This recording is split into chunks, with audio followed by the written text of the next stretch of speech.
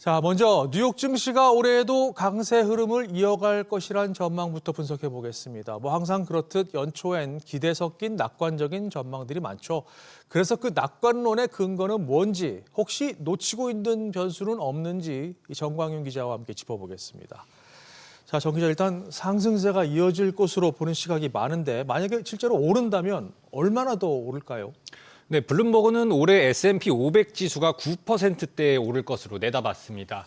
전문가 21명 가운데 하락을 예측한 사람은 단 한 명도 없었는데요. 대표적인 강세론자인 에드 야데니 대표는 S&P가 올해 말 7,700을 찍을 것으로 내다보면서 비관론자들이 너무 오랫동안 틀려왔기 때문에 사람들은 그런 주장에 지쳐버렸다고 말했습니다. 로이터가 집계한 올해 말 S&P 500 평균 전망치도 역시 7,490으로 지난해 종가 대비 9% 이상 오를 것으로 내다봤습니다. 주요 투자 은행별로 전망치를 보면 도이치방크가 8,000으로 가장 높았고 모건 스탠리, 골드만삭스, JP모건, 바클레이즈가 7,800에서 7,400 사이를 제시했습니다. 뱅크 오브 아메리카는 7,100을 제시했습니다. 네. 자, 지금 표에서 보다시피 7천을 다 넘는 거로 보는데 이 같은 낙관론의 배경은 뭔가요? 일단 트럼프발 관세 충격에 대한 우려가 많이 사그라졌습니다.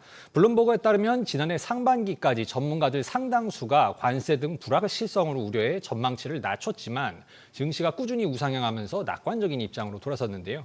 올해도 이런 흐름이 이어질 것이라는 관측이 나오고 있습니다. 여기에 더해 여전히 강한 AI 트레이드, 미국 중간선거를 앞두고 예상되는 풍부한 유동성 공급 등이 상승 모멘텀을 유지시킬 것이라는 분석이 나오고 있습니다. 네, 종합해보면 어쨌든 오르긴 오를 것 같은데 지난해만큼 큰 폭으로 오르진 않을 것 같다 이거네요. 네, 그렇습니다. S&P 500 지수는 지난해 약 16% 올라 3년째 두 자릿수 상승률을 이어갔습니다. 역사적으로 3년 연속 10% 넘게 오른 건 지난 70여 년 동안 단 4번뿐이었는데 그 다음의 평균 상승률은 4.6%에 그쳤습니다. 같은 기간 연평균 상승률인 9.5%를 크게 밑도는 수준입니다. 이를 감안할 때 증시가 숨고르기에 들어갈 것이란 분석도 나오는데요. 인터랙티브 브로커스의 호세 토레스 수석 이코노미스트는 최근 3년간 상승률이 20%에 육박해 평균을 크게 웃도는 수준이라며 새해에는 횡보장이 될 가능성도 있다고 말했습니다. 뱅크 오브 아메리카의 사비타 수브라마니안 전략 책임자 역시 높은 밸류에이션으로 인해 올해 상승폭이 제한될 것이라고 내다봤습니다. 네, 그리고 좀 관심사이긴 한데 빅테크 기업들의 인기 올해에도 이어질 수 있겠습니까?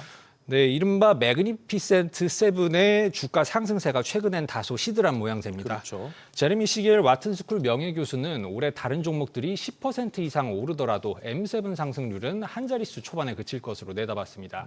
시겔 교수는 M7이 연속 상승하는 현상은 전례 없는 일이기 때문에 이런 예측이 오래 전부터 나왔다며 지난 3년간은 확실히 대조적인 상황이 될 것이라고 덧붙였습니다. AI 기대감이 커지면서 대형주 쏠림 현상도 심해진 탓에 시장 전체의 여파가 미칠 수도 있는데요. S&P 500 전체 시가총액에서 M7이 차지하는 비중이 무려 35% 수준입니다. 이와 관련해 골드만삭스는 올해 M7의 S&P 500 수익 성장 기여도가 46%로 지난해 50%에서 다소 줄어들 것으로 내다봤습니다. 줄어들긴 하지만 46%면 여전히 시장 흐름을 좌우할 만큼 큰 거 아닌가요? 네, 그렇습니다. 골드만삭스는 올해 S&P 500 전체 주당 순이익이 305달러로 12% 늘어날 것으로 예상했는데요. 이 가운데 절반가량을 엔비디아와 애플, 마이크로소프트, 알파벳, 브로드컴, 메타 등 6개 기업들이 견인할 것으로 봤습니다. 이에 대해 골드만삭스 전략가 벤 스나이더는 미국 대형주의 높은 이익률이 지속 가능한지를 둘러싼 논쟁은 오래된 주제라면서도 현재까지 AI 도입은 대기업들이 중소기업보다 더 많은 진전을 보고하고 있다고 평가했습니다. 예.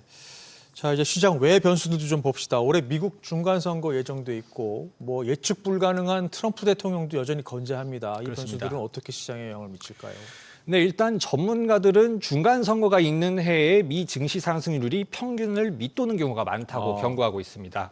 선거 시점인 11월 전후로 변동성이 확대되는 경향이 있는데요. 트레이더 연감에 따르면 그해 하반기에는 S&P 500 지수가 평균 6.6% 약세를 보였습니다. 오락가락하는 트럼프 대통령 관세 정책도 간과할 수 없겠죠.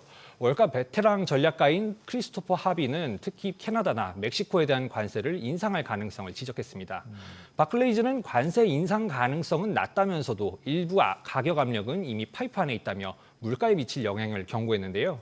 골드만삭스의 경우엔 관세율이 기존 수준에만 머무른다면 충격이 완화되면서 경제 성장이 가속화될 것으로 내다봤습니다. 무엇보다 미 연방 대법원이 트럼프 행정부 관세 무효 여부를 조만간 결론 낼 것으로 예상되는데 이 결과에 따라서 기업들의 환급 줄 소송을 시작으로 크고 작은 여파가 예상되고 있습니다. 그렇죠. 자, 그리고 미 연준 통화 정책도 지켜봐야 할 아주 중요한 변수죠. 네, 그렇습니다. 시장은 올해 2차례 인하를 기대하고 있는데 지난달 나온 연준 위원들의 점도표를 보면 연말까지 한 차례 인하를 시사하고 있습니다. 물론 새로운 연준 의장이 트럼프 대통령 의도대로 더 적극적인 완화 정책을 펼치면 상황이 달라질 수 있습니다. 일단 월가에선 트럼프 대통령의 대규모 감세 법안 등을 근거로 미국 경제 성장을 대체로 낙관하면서 고용과 물가가 금리에 미칠 영향에 더 주목하고 있습니다. 골드만삭스는 지난해 3%에 육박했던 인플레이션이 하락세로 전환할 것으로 봤는데요. 근원 개인 소비 지출 PCE가 올해 말엔 연준 목표치인 2%를 약간 웃돌 것으로 내다봤습니다. 네, 물가 못지않게 관건은 또 이제 고용 시장 상황인데 고용 지표는 어떻게 예상되나요? 네, 고용 시장 전망은 그리 밝지가 않습니다. 월스트리트 저널은 기업들의 2026년 계획 발표에 채용은 포함되지 않았다며 모두가 해고를 두려워하고 있다고 보도했습니다. 지난달 초 예일 경영대학원 설문에선 CEO 3명 중 2명꼴로 직원 규모를 유지하거나 해고할 계획이라고 밝혔는데요. 크리스토퍼 월러 미 연준 이사는 CEO들과 이야기해보니 모두 인공지능이 앞으로 어떤 일자리를 대체할지 지켜보기 위해 채용을 미루고 있다고 말하기도 했습니다.